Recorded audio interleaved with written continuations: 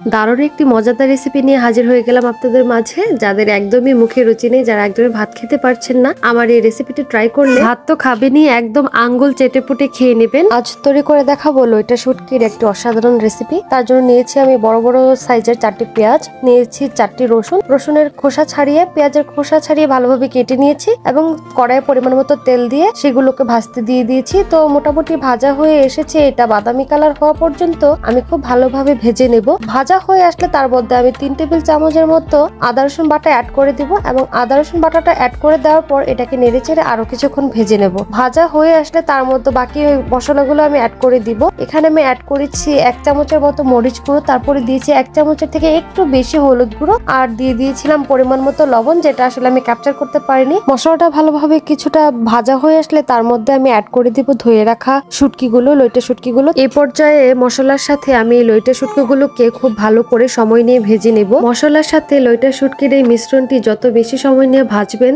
তত এর ফ্লেভারটা আরো বেশি সুন্দর হবে, খেতে দারুণ মজা হবে। তো আমার ভাজা হয়ে এসেছে, এখন আমি পরিমাণ মতো পানি দিয়ে প্রায় 10 মিনিটের মতো এটাকে খুব ভালোভাবে কষিয়ে নিব। আর এই পর্যায়ে আমি একটু ঢেকেও দিব। 10 মিনিট পর আমি ঢাকনা খুলে চেক করে দেখলাম যে আমার তরকারিটা ম্যাক্সিমামটাই হয়ে এসেছে। তরকারির উপরে বেশ খানিকটা তেল উঠেছে। তো এই পর্যায়ে হচ্ছে আমি লেবু পাতা অ্যাড করে দিব।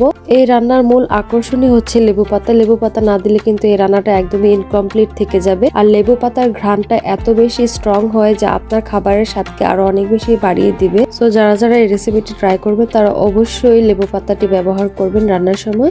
মোটামুটি আমার রান্না এখন শেষের দিকে। সো আমি লো ফ্লেমে বেশ কিছুক্ষণ এটাকে জাল করে নিব, যেন আরেকটু মাখো মাখো হয়ে যায়, আরেকটু শুকিয়ে যায়। তো ততক্ষণ পর্যন্ত একটু নাড়াচাড়া করতে থাকবো। আমি আপনাদের সঙ্গে পৃথিবীর সব থেকে সহজ উপায়ে রান্নার রেসিপি গুলো শেয়ার করে থাকি। আমার মনে হয় না যে এর থেকে বেশি সহজ উপায় আপনাদেরকে কেউ রেসিপি করে দেখাবে। আমি ঘরে যা থেকে তাই দিয়ে আপনাদের সঙ্গে রেসিপি তৈরি করে দেখানোর চেষ্টা করি, কারণ এতেই হচ্ছে অনেক বেশি মজা হয়ে থাকে। তো এটা হচ্ছে আমার তরকারির ফাইনাল লুক। দেখতে পাচ্ছেন কতটা লোভনীয় লাগছে। তো ভিডিওটি দেখার জন্য সবাইকে অনেক অনেক ধন্যবাদ। কে কোন জায়গা থেকে ভিডিওটি দেখছেন এবং ভিডিওটি আপনাদের কাছে কেমন লাগলো তা অবশ্যই কমেন্ট করে জানিয়ে দিবেন। ভিডিওটি দেখার জন্য সবাইকে অনেক অনেক ধন্যবাদ। সবাই ভালো থাকবেন।